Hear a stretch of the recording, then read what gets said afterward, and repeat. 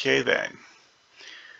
Well, this particular episode is one of those that's infamous in terms of the sheer scale of how it affected the later episodes in the setting, because this one really changed things permanently.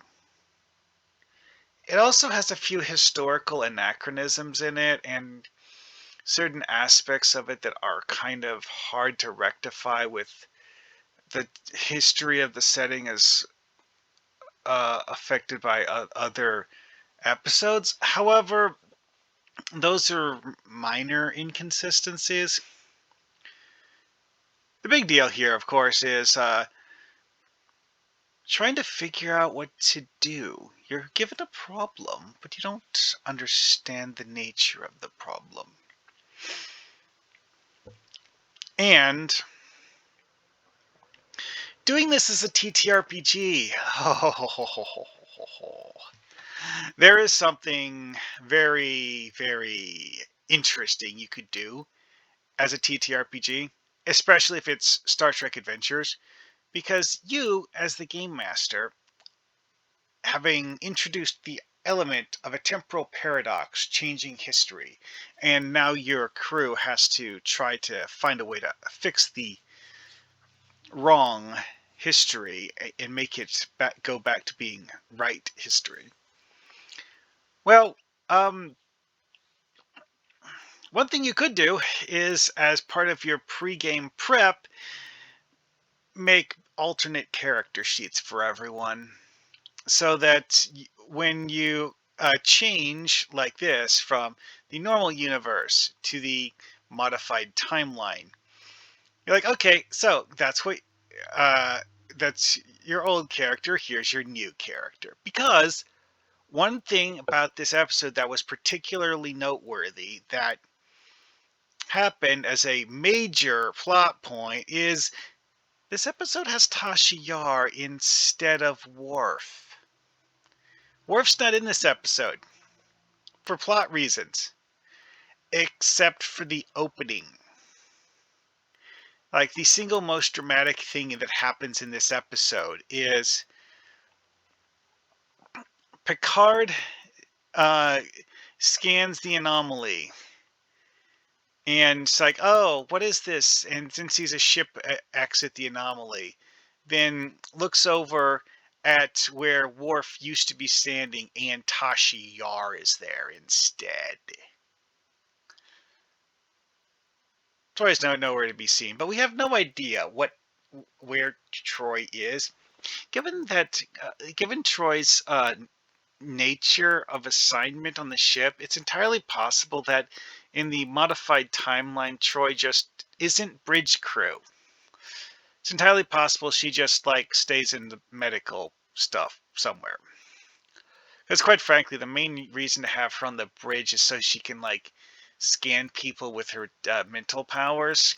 She doesn't really logically have a reason to be on the bridge. I know, one of the weird inconsistencies of Star Trek The Next Generation.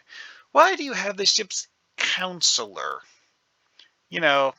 psychiatrist type person, on the bridge most of the time? Now, for diplomatic negotiations, it kind of makes sense. Have someone who interprets and creates insight into the situation, or, well, tries to anyways. She doesn't really do that all that much, but as an idea, it kind of works. Anyway, though, getting beside myself. So, if you were to do something like this in a TTRPG, having everyone have modified or completely different characters is totally a thing you could do. It's like, yes, we're with the Betazoid Empire now. So anyone who is a Betazoid character, nope, not anymore. Which, of course, is the reason why we don't see Worf in the modified timeline. Because the reason Worf ended up on Earth was related to the peace treaty that would have happened if not for the Enterprise C getting shunted through time.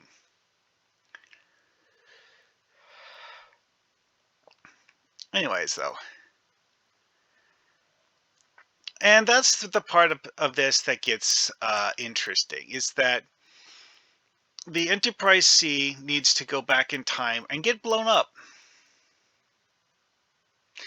Or that's what the people on the Enterprise D think is going to happen. They don't. But that is seemingly a result of the modified timeline. Because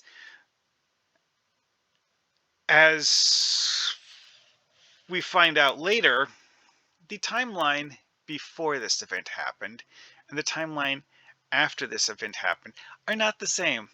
They're similar, but there are several major differences.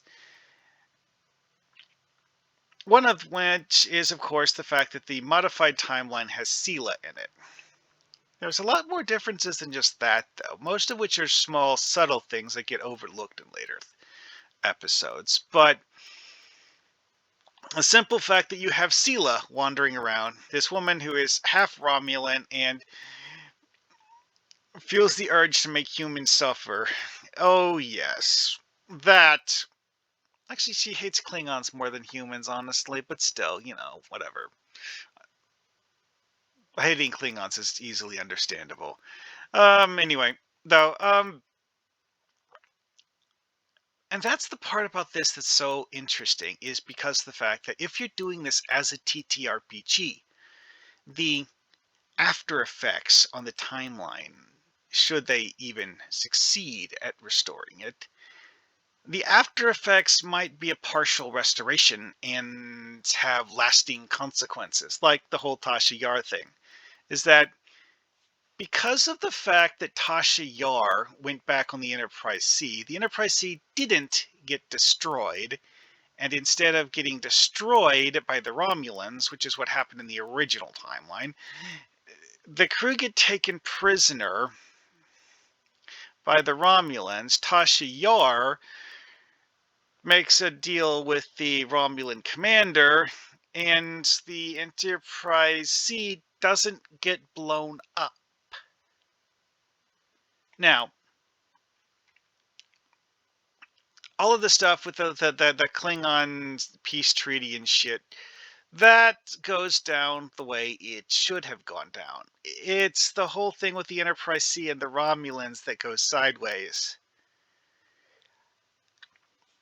But if you and your party are doing this, well, the consequences on your timeline might be completely different. And that is where things go really, really into your personal territory. Because, again, it's your game with your temporal paradox, and not even if you're doing a recreation of this particular episode, if you have a different outcome of the event, the end result might be very different. I mean, because, it's like one thing that someone could have done is have the Enterprise D go through the time rift instead of the Enterprise C. I mean, it's the kind of chaotic, stupid thing that I would expect real players to consider as an option when playing a TTRPG, even if by in-universe logic that option is stupid. There's a reason why players are often called chaotic stupid.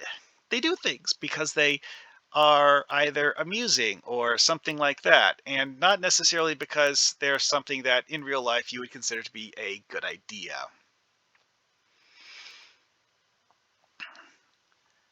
Anyways,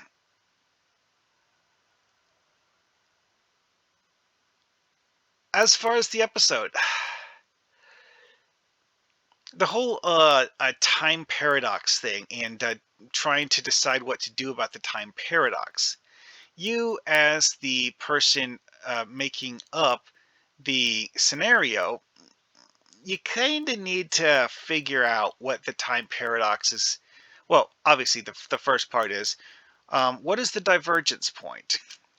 Where, what angle is the player crew taking it from? I mean, if you wanted to get really creative, you might even have some of the players be on a different ship's crew than the rest of them. I mean, you could have more than one Federation ship in the present and have some of the crew that were normally on one of the ships end up on the other ship instead because logic and reasons and temporal paradoxes happened. And of course, there's the thing I mentioned earlier about having someone play Tasha Yar instead of Worf.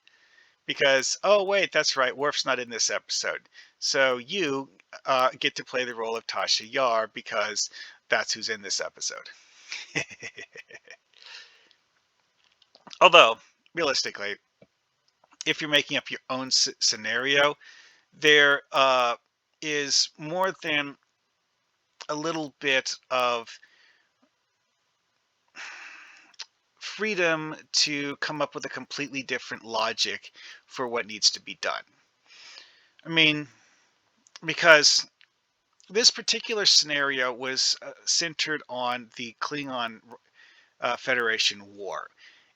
Yours could be something different because Star Trek has done that too. It's like there was an episode where the NX whatever Enterprise from Star Trek Enterprise gets lost in a time thing, and in that particular timeline, Earth gets destroyed by the Xindi weapon because the Enterprise failed to find a way to stop it and instead ended up staying in a time loop, and they had to figure out how to exit the time loop so that they avoided having history get diverted to the bad one, and thus make a good future where they don't have Earth get destroyed.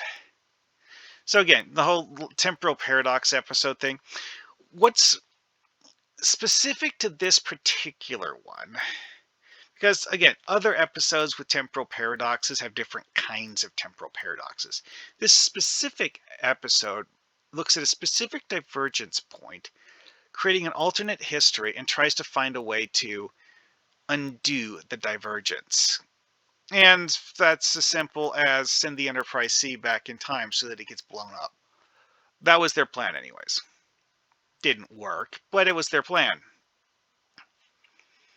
Which is something that didn't get shown in the episode. Is that all the stuff about the Enterprise C not getting destroyed because the Romulans took them prisoner instead of blowing them up like they did in the original timeline? That was a later episode.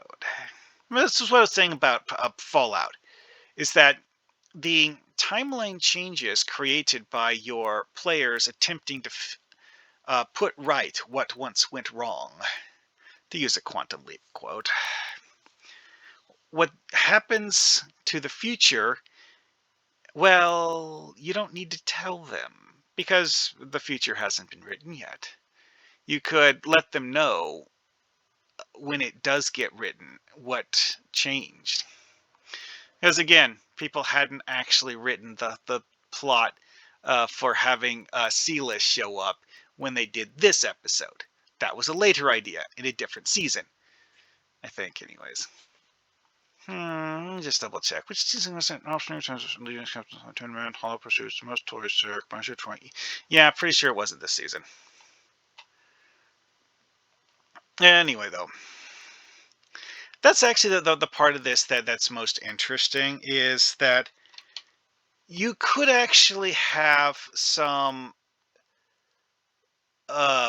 plot elements that are off the wall, unexpected, that you don't telegraph to your players, and you can not necessarily fudge or just make it up whole cloth, but use a convoluted logic for explaining how something happened. Like, I mean, there's the old thing of having a butterfly flapping its wings and having that result in a chain of effects that eventually creates a hurricane. Okay, but what happens if you shoot the butterfly? Yeah, that kind of logic. You don't necessarily need to make it particularly uh, arcane, because the whole butterfly flapping their wings thing has always been used as a stereotypical example of something that has no visible chain of events. A person watching the butterfly has no way of noticing the effect that the butterfly has had on the world around it. And that kind of makes things a little interesting. Ah, Redemption Part 2. Okay, well, that was season 5. Okay, thought so.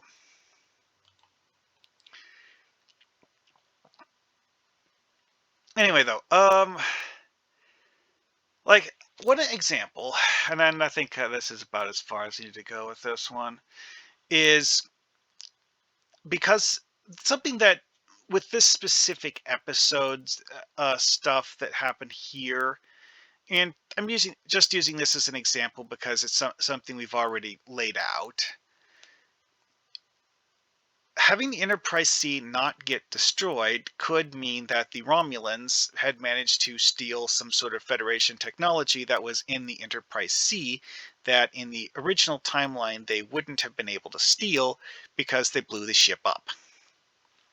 Having them not blow the ship up and instead capture the ship, uh, that might give them technology that causes problems for the Federation later. Or perhaps a third party could benefit from this in a way that uh, isn't immediately obvious. Again, with the butterfly analogy, is that the Romulans capturing the Enterprise C might distract them and prevent them from doing something else. Because the group of Romulans that were at this location, well, what would they have been doing if they hadn't been taking Tasha Yar prisoner? That is an interesting question. And something the episode literally doesn't show us. And it's one of those things where you, as the GM, would basically just make it up as you go along. And yeah, that's about that. It's like there's so many things you could do, but they're all things that make sense for your story in your game and are things that you have to figure out for yourself because I don't know what you're playing. Alrighty then. Well, I think that's it enough for this one. See you next time.